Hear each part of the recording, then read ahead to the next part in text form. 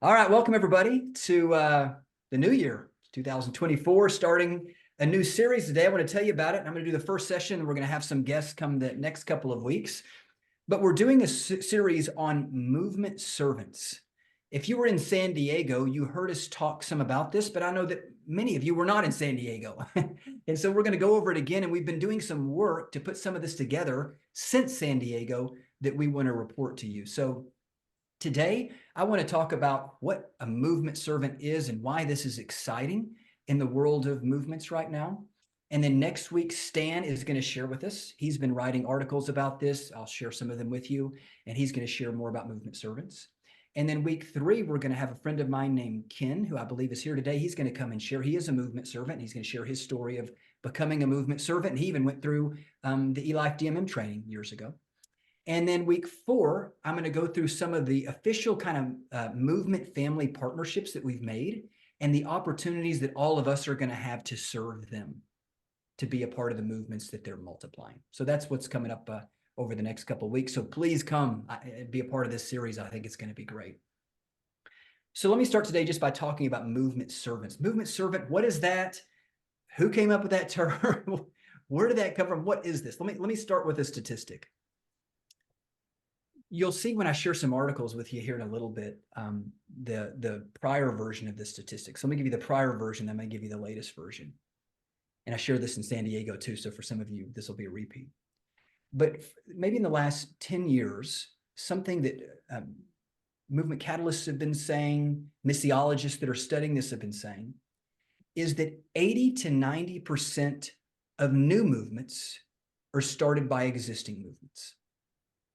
Some of you have heard that, but in case you haven't, I'm going to say it again and say it slowly. Just make sure you're understanding what I'm saying. Movement catalysts that have been surveyed and others have said, it seems like in the world today, there's around 2,000 movements in the world now today, active movements, that's stage 5 on that continuum we were looking at.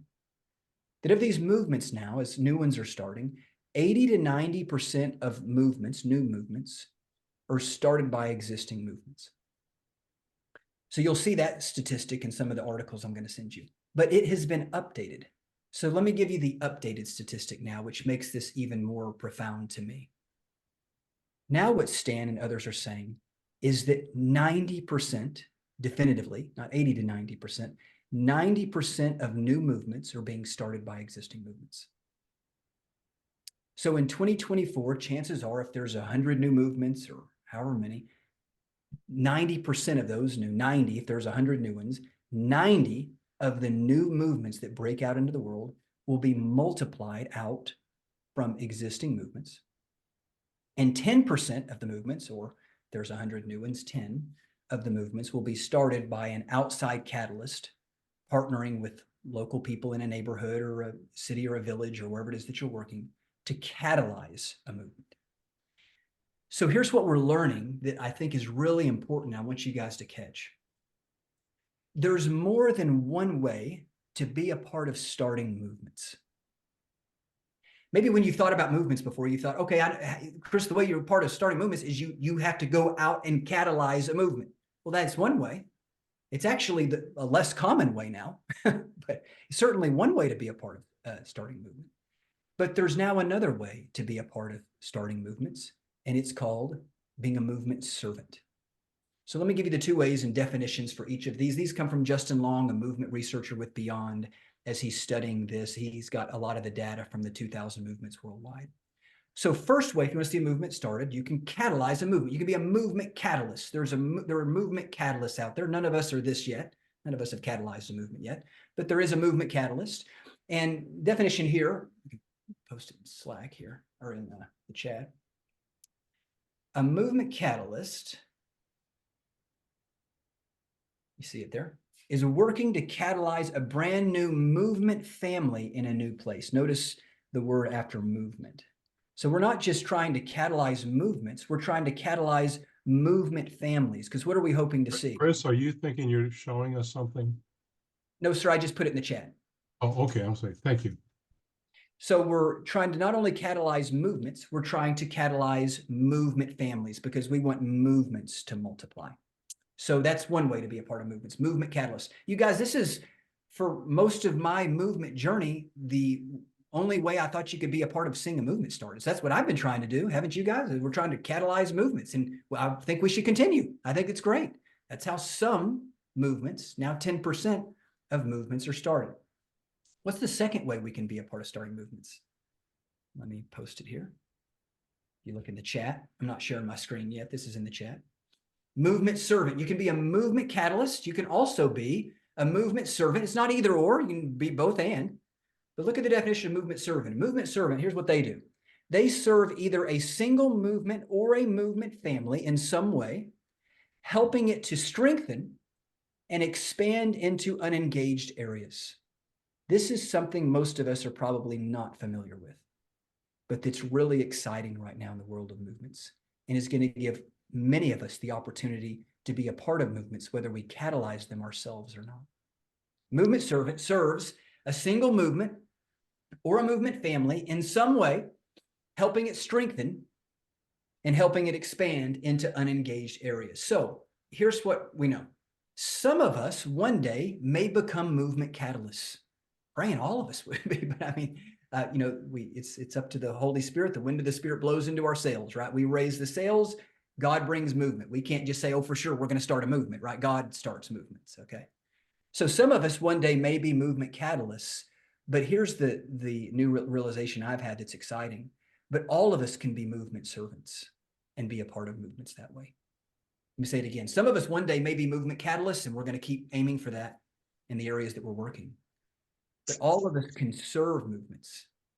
And the result of serving movements, as you saw a second ago, is that it can strengthen them and it can help them expand into new areas. You can be a part of starting movements by serving movements that multiply movements. So you know a lot about movement catalyzing. We talk about that all the time. So I'm going to spend the rest of the time talking about the blessings of being a movement servant. So I've said I said in San Diego, and I've said to some friends I've talked to about this, I really feel like there's a double blessing in being a movement servant.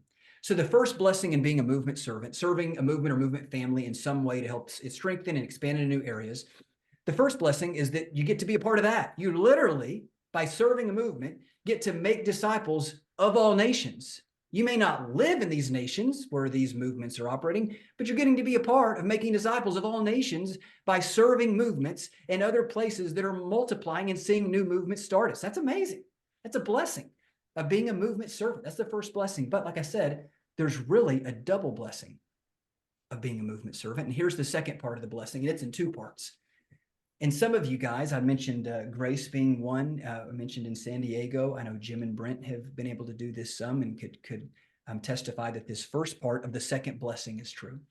But part of the second blessing of being a movement servant is that when you serve movements, it's only natural that the DNA of the movement you're serving is going to rub off on you and is going to make you a better potential movement catalyst.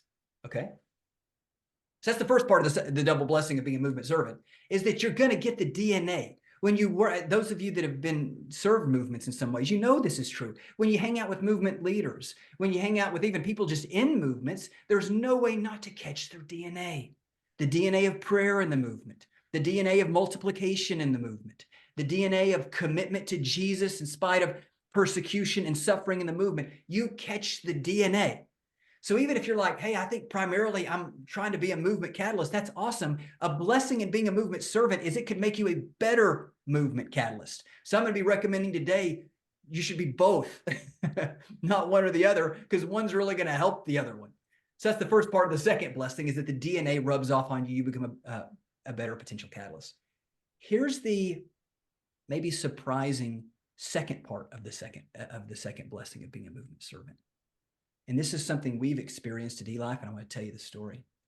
But the second part of this blessing is that sometimes this movement that you're serving, because they're getting to know you and a relationship is being built, they hear about what you're doing, where you're trying to catalyze a movement, and they may want to join you and be a part of what you're doing, which could exponentially scale your effectiveness. Again, if 90% of movements are being started by other movements, imagine if a movement family, because you've been serving them and partnering with them, heard about what you were doing and said, hey, who hadn't thought about working there, but love the relationship that's been built here. We want to join you in trying to catalyze movements in your area. And it's not just you and your team, it's a movement family coming to help. Can you imagine? And not that that happens in every single case, but can you imagine how your efforts, wherever you're trying to catalyze, might be accelerated by serving, partnering with a movement, and them getting involved with you? Get excited, okay? Because it could be amazing.